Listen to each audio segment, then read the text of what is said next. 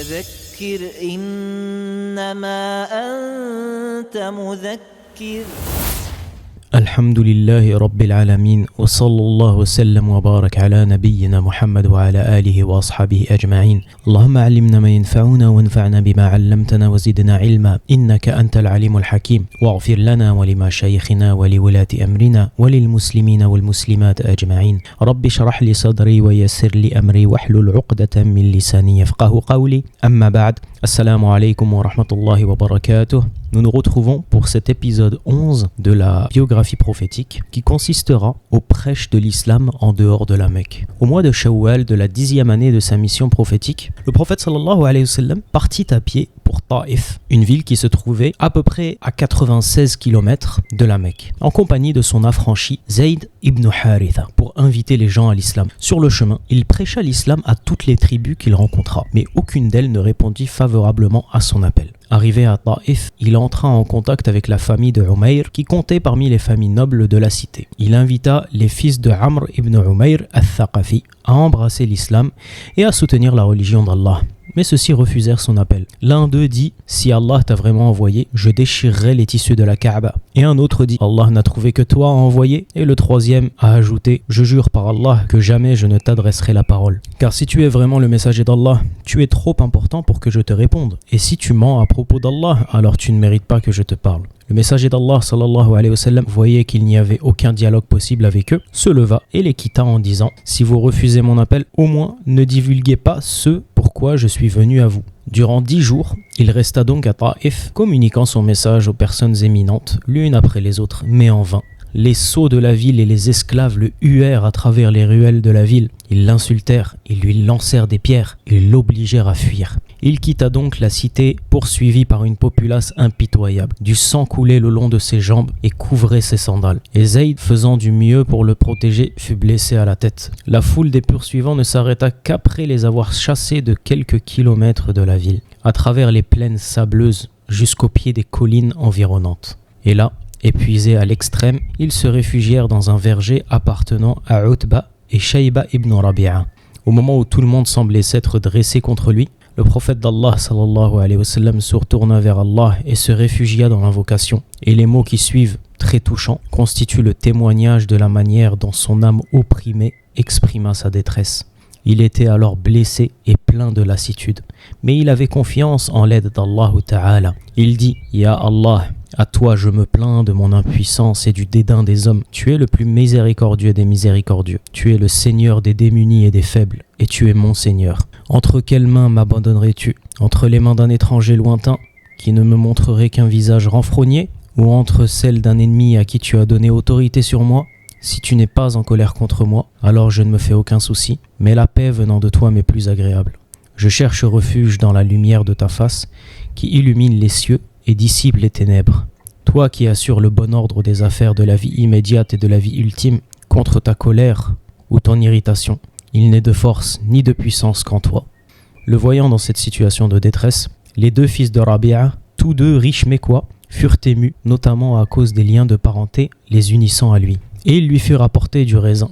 Le prophète sallallahu alayhi wa sallam en mangea en prononçant le nom d'Allah Ta'ala, et l'un d'eux fut profondément impressionné par ces mots. Et il dit « Ce sont des mots que les gens de ce pays n'utilisent pas. » Le prophète sallallahu alayhi wa sallam lui demanda d'où il venait et quelle était sa religion. Il répondit « Je suis chrétien de conviction et je viens de Ninive, c'est-à-dire en Irak. » Le prophète sallallahu alayhi wa sallam lui dit « Tu es donc de la cité de l'homme pieux Jonas, fils de Matta ?»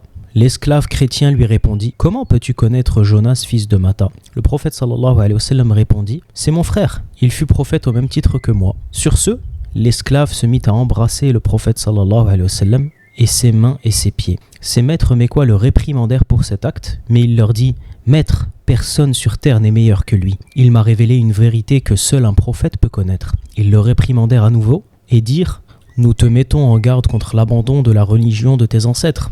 La religion que tu professes est bien meilleure que la sienne. » Le cœur brisé et déprimé, le prophète sallallahu alayhi wa sallam prit le chemin de retour pour la Mecque. Lorsqu'il atteignait Qarn al-Manazil, Allah Ta'ala lui envoyait Jibril alayhi salam accompagné de l'ange des montagnes. Et ce dernier demanda au prophète sallallahu alayhi wa sallam la permission d'ensevelir les gens de la Mecque en les écrasant par les deux monts qui dominent la Mecque. c'est-à-dire entre les monts d'Abu Qubays et Qu'ayqan. Non, je répondis, car des flancs de ces impies, j'espère qu'Allah Ta'ala fera sortir des gens fidèles qui l'adoreront seuls sans rien lui associer. Comme il est venu dans le hadith de Sahih Bukhari et Muslim. Cette réponse concise indique de façon manifeste le caractère exceptionnel de sa personnalité et la haute moralité inégalable dont il jouissait. Après toutes ces persécutions, toute cette haine, il a fait preuve de miséricorde. Le prophète sallallahu alayhi wa sallam put ensuite trouver le sommeil et son cœur se trouva apaisé à la lumière de cette aide divine qui lui fut accordée. Il se dirigea vers la vallée de Nakhla où il demeura quelques jours. Et lors de ce séjour, Allah Ta'ala fit venir à lui un groupe de génies, de djinns, qui l'écoutaient réciter le noble Coran. Comme il a été rapporté dans le Coran, « Taisez-vous et écoutez ». Une fois sa lecture achevée, ils retournèrent à leur propre peuple pour les mettre en garde. Ils disent « Ô notre peuple, nous venons d'entendre un livre descendu après Moussa, Moïse, et confirmant ce qui l'a précédé. Il guide à la vérité et à une voie rectiligne. Ô notre peuple, répondez à l'héros d'Allah et croyez. Il vous pardonnera une partie de vos péchés et vous protégera contre un supplice douloureux. Dit, il m'a été révélé qu'un groupe de djinns a écouté le Coran et ils ont dit, nous avons entendu une récitation merveilleuse qui guide à la voie de la raison et nous y avons cru. Jamais nous ne donnerons plus à notre Seigneur un associé. Ces versets confirment aussi qu'il s'agissait de leur première venue. Cependant, les différentes versions suggèrent qu'ils ont renouvelé plus tard leur visite. La venue de ce groupe de djinns s'est inscrite dans le contexte global d'un secours divin apporté au messager d'Allah sallallahu alayhi wa sallam. Et elle constitue aussi un signe avant-coureur de la victoire finale de l'appel à l'islam. Elle fournit une preuve formelle qu'aucune puissance universelle ne pouvait empêcher son succès. Grâce à ce soutien et ces signes prometteurs, le prophète sallallahu alayhi wa sallam tourna son regard vers la Mecque avec une détermination nouvelle afin de repartir en campagne pour présenter l'islam aux gens et pour transmettre son message avec un zèle et une ardeur jusque-là inégalés. Désormais, il n'était plus en proie à la tristesse et au désespoir qui l'avait envahi après ce qui s'était passé à Taïf. Zayd ibn Haritha, son compagnon de voyage, s'adressa à lui en lui disant « Comment entreras-tu à la Mecque maintenant que les Qurayshites t'en ont chassé ?» Le prophète sallallahu alayhi wa sallam répondit « Ô Zayd, Allah Ta'ala nous trouvera une issue. Il fera triompher sa religion et son prophète. » Lorsqu'il ne fut qu'à une faible distance de la Mecque, il se retira dans la grotte de Hira, d'où il envoya un émissaire de la tribu des Khuza' afin de demander protection. Il trouva en la personne de Mut'im, un notable mécois qui accorda sa protection. Il demanda à ses gens de préparer leurs armes et puis il invita l'envoyé d'Allah sallallahu alayhi wa sallam d'entrer dans la ville. Le prophète sallallahu alayhi wa sallam se dirigea alors en compagnie de Zayd ibn Haritha vers le sanctuaire sacré. Se tenant sur sa monture, Al-Mut'im informa les Qurayshites qu'il avait accordé sa protection à l'envoyé d'Allah sallallahu alayhi wa sallam. Ce dernier tourna autour de la Kaaba, effectua 2 unités de prière, puis rentra chez lui, escorté par Al-Mut'im et ses enfants fortement armés. Ici d'ailleurs, une petite parenthèse, il est sunna, lorsqu'on rentre d'un voyage, de prier d'abord 2 unités de prière à la mosquée avant de rentrer chez soi, comme l'a fait le prophète sallallahu alayhi wa sallam. On rapporte qu'Abu Jahl demanda à Al-Mut'im « Agis-tu ainsi parce que tu as accordé ta protection ?» ou parce que tu aurais suivi sa religion. Il lui répondait qu'il s'agissait tout simplement d'une protection et Abu Jahl lui dit « Ta protection est alors acceptée. » Le messager d'Allah sallallahu alayhi wa sallam n'oublia jamais la faveur dont Al-Mut'im l'avait gratifié.